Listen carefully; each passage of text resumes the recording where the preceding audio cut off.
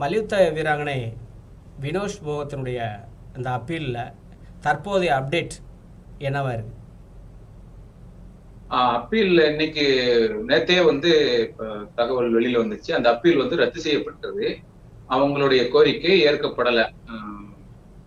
வெள்ளி பதக்கம் கொடுக்கணும் அப்படின்னு அவங்க கோரியிருந்தாங்க. அவங்க ஆக்சுவலி 2 கோரியிருந்தாங்க. இறுதி போட்டியில பங்கெடுப்பதற்கு அனுமதி வேணும் அப்படின்னு. 2வதாக அதை மாடிஃபை பண்ணி வெள்ளி பதக்கம் ஜாயிண்ட் சில்வர் வேணும். இதுதான் அவங்களுடைய கோரிக்கை. இந்த 2ம் இருந்தது.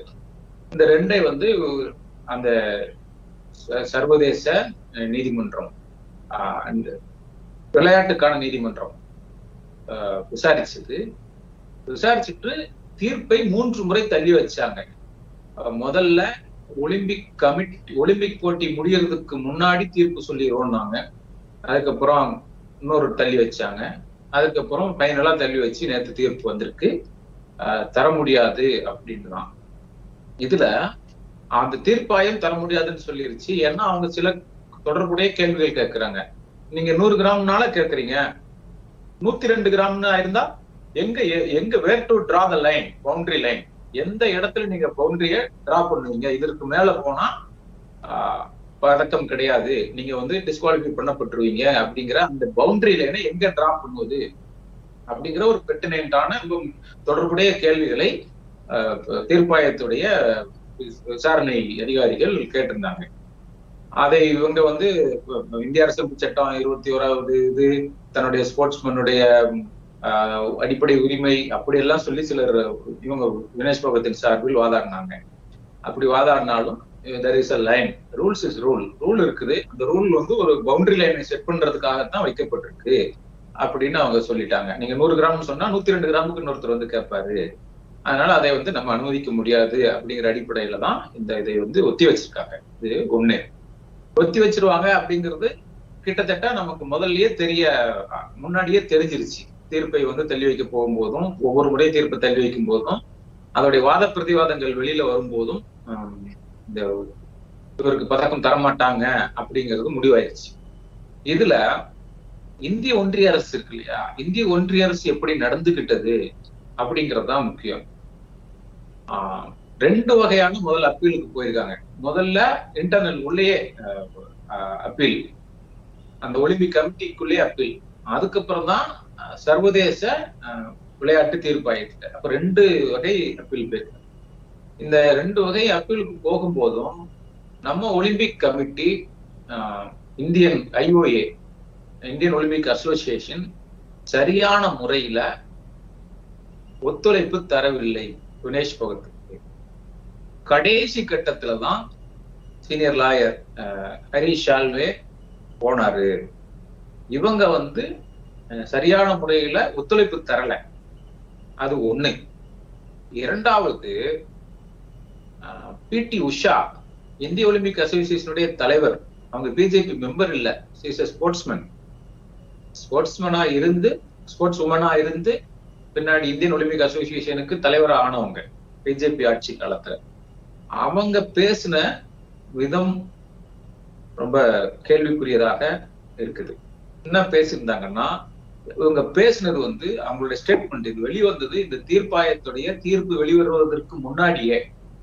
அவங்க என்ன சொல்லியிருந்தாங்கன்னா, ஒரு ஸ்போர்ட்ஸ் உமன் இந்த மாதிரி பாடி ஸ்போர்ட், மல்யுத்தம், குத்துச்சண்டை போன்ற பாடி ஸ்போர்ட்ல வெயிட்டை மெயின்டைன் பண்ண வேண்டியது தனி நபர்களின், அந்த ஸ்போர்ட்ஸ் பர்சனுடைய பொறுப்பு. இதற்கு IOA உடைய, இந்தியன் ஒலிம்பிக் அசோசியேஷனுடைய டாக்டர்ஸ் எப்படி பொறுப்பாவாங்க? வர்திவாலாங்கிறவர் தான் டாக்டர், இந்திய ஒலிம்பிக் அசோசியேஷன் அனுப்புன அதிகாரப்பூர்வமான டாக்டர்.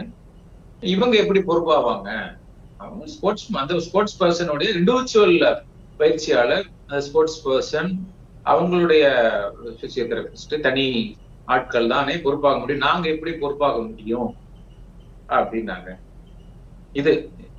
இந்த கருத்து நீங்க இப்படி சொல்லிட்டு ஒலிம்பிக்ல பதக்கம் வாங்கினா என்ன சொல்றாங்க? Kangana Rawat, BJP MP, cinema துறையில இருந்து பிஜேபி MP போயிருக்கிறவங்க, அவங்க என்ன சொல்றாங்க? பிஜேபி அரசை எதிர்த்து வினேஷ் போகத் போராடி இருந்தாலும் நாங்கள் பெருந்தன்மையோடு அவர் அனுப்பினோம்ங்கிறாங்க.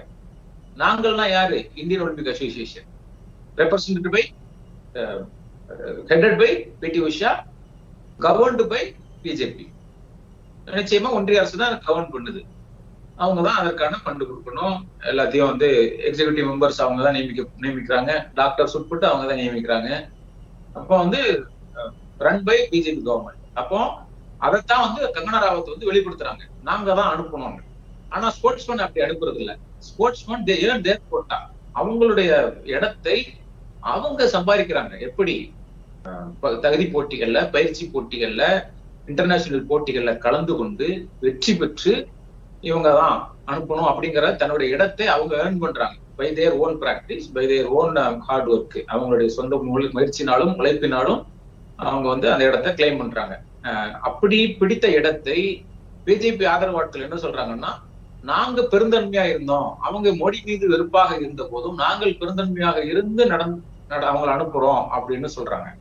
அனுப்பும் போது ஜெயிச்சுட்டா இன்னும் கொண்டாடுவாங்க. ஆனா தோத்துட்டா என்ன சொல்றாங்க? அந்த ஸ்போர்ட்ஸ் பர்சன் தான் காரணம் அப்படின்னு. இது ஒரு சைடு. இன்னொரு விஷயம் இருக்கு. அது சஞ்சய் சிங், ரெஸ்லிங் ஃபெடரேஷனுடைய பிரசிடென்ட். அவர் யாரு? பிரிஜ்பூஷன் சிங்குக்கு பின்னாடி ரெஸ்லிங் அசோசியேஷனுடைய தலைவரா வந்தவர், மல்யுத்த சம்மேளனத்துடைய தலைவர். இவர் பிரிஜ்பூஷன் சிங்கோடைய ஆள். பிரிஜ்பூஷன் சிங்கோடைய சப்போர்ட்டால தான் இந்த பதவிக்கு வந்திருக்காரு. இவர் போட்டி நடந்து முடிஞ்சு வினேஷ் போகத் டிஸ்குவாலிஃபை ஆன உடனேயே என்ன சொன்னாருன்னா, அவர் டிஸ்குவாலிஃபை ஆனதுக்கு காரணம் வினேஷ் போகத்துடைய பயிற்சியாளரும் வினேஷ் போகத்தும் தான். நாங்க என்ன செய்ய உடனே சொல்லிட்டாரு. அப்ப அவர் பயிற்சியாளரை விசாரிக்கணும், அவரை வந்து நம்ம சஸ்பெண்ட் பண்ணணும், அவரை தண்டிக்கணும் இப்படின்னு முதல்ல சொன்னார். அது ஒரு கட்டம். ரெண்டாவது, இப்ப என்ன சொல்லியிருக்காருன்னா, வினேஷ் போகத் போராடியதால் தான் பதக்கங்களை இழந்தோம். பதக்கத்தை இழந்தோம் கிடையாது, புளூரல், பதக்கங்களை இழந்தோம், பலவேறு பதக்கங்களை இழந்தோம்ங்கிறாரு. வினேஷ் போகத் போராடியதுனால. ஏன் வினேஷ் போகத் போராடினாங்க? எல்லா ஸ்போர்ட்ஸ் பர்சனும் போராடிட்டா இருக்காங்க. யார் புஷ் பண்ணது போராடுறதுக்கு? உங்க முதலாளி தான் புஷ் பண்ணிருக்காரு. நீங்க தேர்தல் காரணமே அவர் தானே இருக்காரு, முன்னாள் மல்யுத்த சம்மேளனத்துடைய தலைவர். மல்யுத்த வீரர் தான் காரணமா, பிரிஜ்பூஷன் சிங் தான் காரணமா இருந்திருக்காரு. அதுக்கப்புறமும் அந்த பிரிஜ்பூஷன் சிங்கை எதிர்த்து தேர்தல் வரும்போது ஸ்போர்ட்ஸ் பர்சன் தரப்புல ஒருத்தவங்க போட்டிட்டாங்க. இன்னொருத்தங்க ஒரு லேடி நினைக்கிறேன், அந்த லேடி எனக்கு நினைவு இல்ல, அவங்களும் மல்யுத்த வீராங்கனை தான். போட்டிட்டாங்க, அவங்க தோத்துட்டாங்க, அவங்களுக்கு சப்போர்ட் இல்லைன்னு. ஏன்னா பிரிஜ்பூஷன் சிங் பிஜேபி ஆளு, அவரு வந்து இத்தனை வருஷமா வந்து மல்யுத்த சம்மேளனத்தை தன் கட்டுப்பாட்டுக்குள்ள வச்சிருக்காரு. இப்ப எப்படி ஜெய்ஷா கிரிக்கெட் அசோசியேஷனை தன் கட்டுக்குள்ள வச்சிருக்கிறாரோ, அது மாதிரி டெல்லியில இருக்கிற ராஜீவ் சுக்லா பிஜேபி, அவர் தான் டெல்லி கிரிக்கெட் அசோசியேஷனுடைய தலைவர். இப்படி நம்ம ஒவ்வொரு இடத்துக்கு போக முடியும். என் சீனிவாசன், அவருக்கு சில சப்போர்ட் இருக்குது, பொலிட்டிக்கல் சப்போர்ட். அது மாதிரி நீங்க விரிவா வந்து மற்ற ஒவ்வொரு மாநிலத்துக்கும் போக முடியும். அப்போ வந்து அந்தந்த பொலிட்டிக்கல் சப்போர்ட் உட்பட்டு தான் அந்த கிரிக்கெட் வாரியத்தை கட்டுப்பாட்டுக்குள்ள வச்சிருக்காங்க. நேஷனல் கிரிக்கெட் கட்டுப்பாட்டு வாரியம் சில காலங்கள்ல அது ஃப்ரீயா இருக்குது, ஸ்போர்ட்ஸ் பர்சன்ஸ்னால ரன் பண்ணப்படுது. இப்ப ஜெய்ஷா தான் அதை கண்ட்ரோல் பண்றாரு. கங்குலி போன்ற ஸ்போர்ட்ஸ் பர்சன் உள்ள போய் கூட வெளியில வந்துட்டாங்க. அவங்க வந்து பதவி நீட்டிப்புக்கு வாய்ப்பு இருந்து கூட பதவி நீட்டிப்பு பெறாம வெளியில வந்துட்டாங்கன்னா என்ன காரணம்னா, they were not able to run the show on their own. அப்படிதான் நம்ம புரிஞ்சுக்க முடியும். அவங்களால கங்குலி போன்ற ஸ்போர்ட்ஸ் பர்சன், கிரிக்கெட் வீரர், இந்திய கிரிக்கெட் அணிக்கு ரொம்ப நாளா தலைவராக இருந்தவர், கேப்டனா இருந்தவர் கூட போய் பிசிசிஐக்கு சேர்மனா போய் அங்க வந்து சேர்மனா இல்லாம வெளியில வந்துட்டாரு அப்படின்னு எப்படி புரிஞ்சுக்க முடியும்னா, ஜெய்ஷாவுடைய இன்டர்ஃபரன்ஸ் அதிகமா இருக்கு அப்படின்னு தான் நம்ம புரிஞ்சுக்க முடியும். அப்போ ஸ்போர்ட்ஸ் பாடிஸை கண்ட்ரோல் பண்ணுவதாக இந்த ஒன்றிய அரசு அல்லது அந்தந்த மாநில அரசுகள் இருக்கு. அதனாலதான் இந்த ரெஸ்லிங் பெடரேஷனுடைய தலைவராக பிரிஜ்பூஷன் சிங் யாரை சொன்னாரோ, கைகாட்டினாரோ, அந்த கைகாட்டினால்தான் சஞ்சய் சிங். அவர் ஜெயிச்சாரு. இப்ப அவர் ஜெயிச்சுட்டு இப்ப என்ன சொல்றாரு? ஸ்போர்ட்ஸ் மல்யுத்த சங்கத்துல ஜெயிச்சுட்டு நாங்கள் இழந்தோம்ங்கிறாரு. யார் இழந்தீங்க? அந்த அம்மாவுடைய பதக்கத்தை இழந்தது இன்னும் சொன்னா கூட ஏதோ ஒரு நியாயம் இருக்குது. அப்ப எத்தனை பதக்கத்தை இழந்தீங்க? அதற்கெல்லாம் எப்படி வினேஷ் போகத்துக்கு காரணமாவாங்க? எப்படி காரணமாக முடியும்? மற்றவங்களுக்கு இழந்தாங்கன்னா, மற்றவங்க இழந்திருக்காங்க, 4வது இடம் பெற்றிருக்காங்க அல்லது போகாம இருந்திருக்காங்க. அதற்கு எப்படி வினேஷ் போகத் காரணம் வாங்க முடியும்? போராடியதால் அப்படின்னு. இப்ப எங்களை போராடினால என்ன? எதிர்த்தீங்கன்னா உங்களோட உங்களுக்கு இன்டென்ஷன் என்னவா இருக்கு? இதுல இருந்து நமக்கு என்ன கிடைக்குதுன்னா, இப்ப எங்களை எதிர்த்தீங்கன்னா உங்களுக்கு பதக்கங்கள் கிடைக்காது, வெற்றிகள் கிடைக்காது என்பதை நாம் எளிதாக புரிந்து கொள்ள முடியும். அப்படிதானே இதுல இருந்து கிடைக்கக்கூடிய ஒரு மெசேஜ். இதுல இன்னொன்னு, செங்கோட்டையில மோடி கொடியேற்றி வச்சுட்டு அந்த வீரவரை ஆற்றும் போது எதிர இந்த ஒலிம்பிக்ல பதக்கம் வாங்கின வீரர்கள் வெயிட் பண்ணி கேட்கிறாங்க. அது கேட்டு முடிச்ச உடனே தனியா அவங்கள சந்திக்கிறாங்க. இப்ப வினேஷ் போகத்தை சந்திக்க வேண்டியது இருந்திருக்கும். வினேஷ் போகத்துக்கு பதக்கம் கிடைச்சிருந்தால் சந்திக்க வேண்டியது இருந்திருக்கும். இப்போ மனு பாக்கர் ஷூட்டிங்ல அவங்க வந்து 2 வெண்கல பதக்கம் வாங்கினாங்க. அவங்க வந்து டெல்லியில வந்து இறங்கின உடனே சோனியா காந்தி போய் பார்த்தாங்க. இதற்கு பிஜேபி காரங்க எதிர்ப்பு தெரிவிச்சாங்க. காங்கிரஸுக்கு தொடர்பு இருக்கலாம், அவங்க அப்பாவுக்கு அல்லது இவருக்கு காங்கிரஸ் தொடர்பு இருக்கலாம், அல்லது அவங்களும் இன்னைக்கு சோனியா காந்தியும் இன்னைக்கு ஒரு பார்லிமெண்டேரியன், ஒரு கட்சியுடைய தலைவர், அந்த மரியாதை நிமித்தமாக போயிருக்கலாம். ஆனால் மனு பாக்கர் போய் பார்த்த உடனே கடிச்சு கொதர்னாங்க. வினேஷ் போகத் எப்படி எல்லாம் கொதறி இருக்கலாம், அவங்களும் கொதர்னாங்க. வினேஷ் போகத் தகுதி நீக்கம் ஆனதுக்கு வினேஷ் போகத் தான் காரணம்னு. அப்போ வினேஷ் போகத் வந்து நீங்க இதை எப்படி நான் புரிஞ்சுக்கிட்ட முடியுதுன்னா, பதக்கம் வாங்கியிருந்தாங்கன்னா மோடியை சந்திக்க வேண்டிய, மோடி வினேஷ் போகத்தை சந்திக்க வேண்டியிருக்கும், மோடியை வினேஷ் போகத்தை பாராட்ட வேண்டியிருக்கும். இந்த விஷயங்களை ஏற்கனவே நம்ம முதல் பேட்டியில பேசினோம். அப்பவும் வந்து அவரு பஜ்ரங் புனியா குறிப்பிட்டிருந்தாரு, இந்தியாவின் மகளே அப்படின்னு மோடி சொல்வதை கேட்பதற்கு நான் வந்து ஆர்வமா இருக்கேன் அப்படின்னு செமி பைனல்ல ஜெயிச்ச உடனே பஜ்ரங் புனியா சொல்லியிருந்தாரு. வினேஷ் போகத்தே வந்து நான் பதக்கம் வாங்கி போய் பிரித் பூஷன் சிங் மூஞ்சில விட்டறிவேன் அப்படிங்கிற ஒரு தொனியில சொல்லியிருந்தாங்க. அப்ப வினேஷ் போகத் பதக்கம் வாங்குவதை பிஜேபி விரும்பல. அப்படித்தான் நம்ம வந்து இன்டர்பிரேட் பண்ண வேண்டியிருக்கு. இது நம்மளுடைய சொந்த கருத்து அல்ல. பிஜேபி காரர்கள் அவங்க நடந்துகிட்டத வச்சுதான் நம்ம இந்த ஒரு இன்டர்பிரிட்டேஷனை கொடுக்க வேண்டியிருக்கு. இன்னைக்கு வந்து ஒரு அவமானம் ஏற்பட்டிருக்கோம். இந்த வினேஷ் போகத்தை வச்சு பிஜேபி காரர்கள் ஒரு பின்னடைவை சந்திச்சிருப்பாங்க. வினேஷ் போகத்துக்கு வெள்ளி பதக்கம், வெண்கல பதக்கம் கிடைச்சிருந்தா கூட ஒரு பெரிய பின்னடைவை சந்திச்சிருப்பாங்க. அதனால திட்டமிட்டு பிஜேபி காரர்கள், அவங்க ஐஓஏ அவங்க கண்ட்ரோல்ல தான் இருக்கு, இந்தியன் ஒலிம்பிக் அசோசியேஷன் அவங்க கண்ட்ரோல்ல தான் இருக்கு. அதனால ஏதோ செஞ்சிருக்கிறாங்க அப்படின்னு தான் நம்ம வந்து கருத வேண்டியிருக்கு. நமக்கு வந்து அதை அப்படிதான் செஞ்சிருக்காங்கன்னு அறிவிப்பதற்கான சாலிடான எவிடன்ஸ் நம்மகிட்ட கிடையாது. ஆனால் நீதிமன்றங்கள்ல சொல்வதை போல் சர்க்கம்ஸ்டன்சஸ் எவிடன்சஸ் அதை வச்சு சஞ்சய் சிங், பிடி Usha, Indian Olympic association, BJP காரங்க இவங்க எல்லாம் எப்படி நடந்துக்கிடுறாங்க அப்படிங்கிறத பார்த்து வினேஷ் போகத்தை தகுதி நீக்கம் செய்வதில் இவங்களுக்கு வந்து ஒரு பங்கு இருந்திருக்குமோ அப்படின்னு நம்ம கருதுறோம். அப்படித்தான் எனக்கு இதை பார்க்க வந்து சொல்ல முடியுது. எனவே இப்ப கிடைச்ச இந்த நீங்க சொல்ற அப்டேட்ல இருந்து அவர்கள் ஒலிம்பிக் பதக்கம் மீண்டும் கிடைப்பதற்கு வாய்ப்பு இல்லாமல் போயிருக்கலாம். அப்பீலில் அவங்க தோல்வியடைந்திருக்கலாம். இருந்தாலும் கூட இன்னைக்கு இந்திய அளவில், இன்னும் சொல்லப்போனால் உலக அளவிலேயே நம்ம மக்களுடைய இதயங்களை அவர் வென்றிருக்கிறார், மக்களுடைய மனதில் இடம் பிடித்திருக்கிறார் என்று நாம் கண்டிப்பாக சொல்லலாம். இதுல இன்னொன்னு நான் சொல்லணும். இப்ப இவங்க தோத்துட்டாங்க, டிஸ்குவாலிஃபை பண்ணப்பட்டாங்க. டிஸ்குவாலிஃபை பண்ணப்பட்ட உடனே நீரஜ் சோப்ரா, அதே ஹரியானா மாநிலம் தான், அவர் இப்ப வெள்ளி பதக்கம் ஜாவ்லின் த்ரோல வாங்கியிருக்காரு. அவரு சொன்னாரு, இறுதிப் போட்டியில ஜெயிக்காட்டாலும் இஸ் எ சாம்பியன் அப்படின்னு. அந்த இதை வந்து நம்ம எப்படி புரிஞ்சுக்கலாம்னா, ஒரு ஸ்போர்ட்ஸ் பர்சன் சக போட்டியாளரை, சக வீராங்கனையை பார்த்து சொல்றாங்கன்னு புரிஞ்சுக்கலாம். ஓகே, ஹரியானா மாநிலத்துடைய சிஎம் பிஜேபி தான், அவங்க வந்து வேற ஆட்கள் இல்ல, பிஜேபி தான்.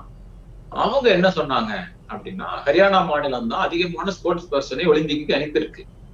ஹரியானா மாநிலத்தை சேர்ந்த ஸ்போர்ட்ஸ் பர்சன்ஸ் தான் அதிகமான பதக்கங்களை வாங்கியிருக்காங்க.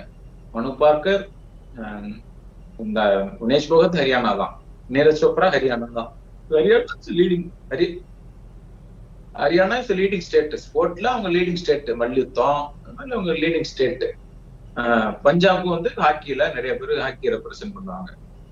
இப்படி வந்து லீடிங் ஸ்டேட். அதனால அவர் என்ன சொன்னார்னா, வினேஷ் போகத்து தோத்திருந்தாலும் வெள்ளி பதக்கம் வாங்கிய வீரருக்கு ஹரியானா மாநில அரசு என்ன தருமோ, அதாவது பணப்பரிசு. வெள்ளி பதக்கம் வாங்கியிருந்தாங்க நீரஜ் சோப்ராவுக்கு, என்ன பதக்கம், 2 கோடின்னு நினைக்கிறேன், 2 கோடி தரப்போறாங்க இல்லையா ஹரியானா மாநில அரசு. அந்த பணத்தை நாங்கள் நீரஜ் இவருக்கு வினேஷ் போகத்துக்கு தருவோம். எங்களை பொறுத்தளவு, ஹரியானா மாநில அரசை பொறுத்தளவு வினேஷ் போகத் வெள்ளி பதக்கம் வென்றவர். ஏன்னா அவங்க செமிஃபைனலுக்கு போயிட்டாங்கன்னு ஹரியானா பாஜக அரசு சொல்லுது. அப்போ ஒன்றிய பாஜக அரசு என்ன செஞ்சிருக்கணும்?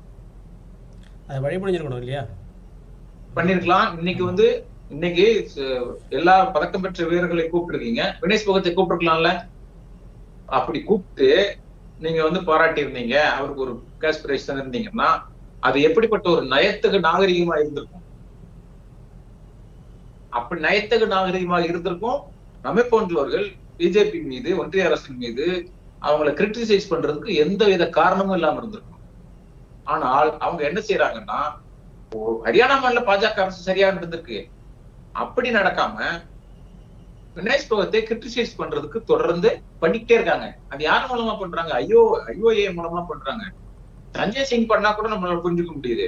பிடி உஷா மூலமா பண்றாங்க. அதுக்கு ஸ்போர்ட்ஸ் பர்சன் தான் காரணம், நாங்க காரணமாக முடியுமான்னு. ஆனா அதே இன்னொரு ஸ்போர்ட்ஸ் ரெஸ்லிங்ல அவர் அமன் ஷெராவத் அவர் வாங்கினாரு வெண்கல பதக்கம். இதே மாதிரிதான் வினேஷ் போகத் மாதிரிதான் 2வது நாள் எடை குறைக்க வேண்டிய பிரச்சனை இருந்துச்சு. அவருக்கும் 4.6 கிலோ குறைச்சேன்னாரு. அதுல அசோக் என்ன சொன்னிச்சு, நாங்க அவரை சரியா குறைக்க வச்சோம்னு கிளைம் பண்ணிக்கிட்டாங்க. அப்போ வெற்றி பெறும்போது கிளைம் பண்றது, தோக்கும் போது ஸ்போர்ட்ஸ் பர்சன்ட தள்ளி விடுறது அப்படின்னு செய்யும் போது இதை நம்ம அதையெல்லாம் ஒப்பிட்டு வச்சு பார்க்கும்போது பிஜேபி அரசு நிச்சயமாக வினேஷ் போகத்தின் மீது வன்மமாகத்தான் செயல்பட்டு. அதுல ஹரியானா மாநிலம் மட்டும் எக்ஸெப்ஷன். ஏன்னா அவங்க ஸ்போர்ட்ஸ் பர்சன்ஸ் ரெகுலரா அனுப்பிக்கிட்டு இருக்காங்க. அந்த பெண் வினேஷ் போகத் ஜாட் சமூகத்தை சேர்ந்தவங்க. அங்க அது ஒரு அலையாகவே வந்தது ஜாட் சமூக மக்கள் மத்தியில.